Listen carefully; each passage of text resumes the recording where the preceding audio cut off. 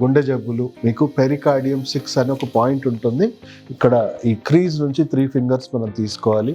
So ఇక్కడ ఈ point ఉంటుంది. ఈ పాయింట్ రోజు ఇలా మీ థమ్తో ఇలా ప్రెస్ చేసుకోండి. ఇది మీ హార్ట్ రేట్ని మెయింటైన్ చేస్తుంది, బ్లడ్ ప్రెషర్ని మెయింటైన్ చేస్తుంది.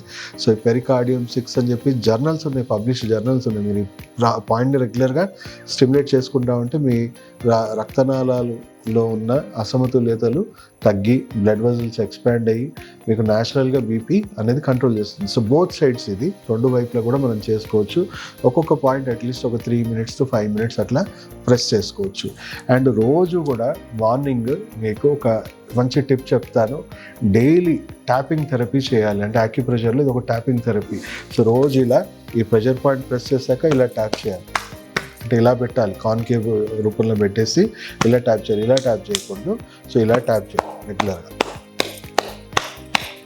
సో అలాగే మీకు చంక భాగంలో కూడా ఇలా ట్యాప్ చేసుకోండి.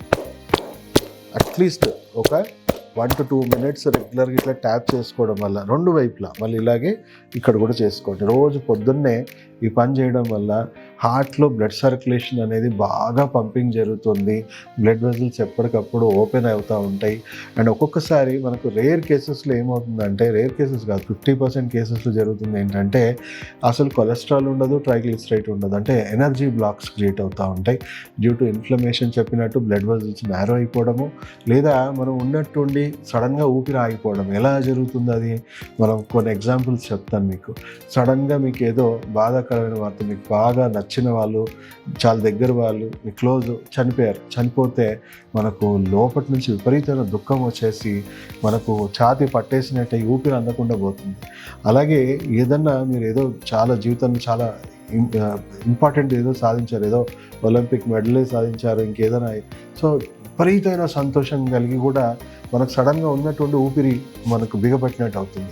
మనకు తెలియకుండానే మన పక్క వాళ్ళు మనని అప్రిషియేట్ చేయడము, లేదా మనం చాలా బాధపడుతున్నప్పుడు మన వీపు ఇలా తడతారు.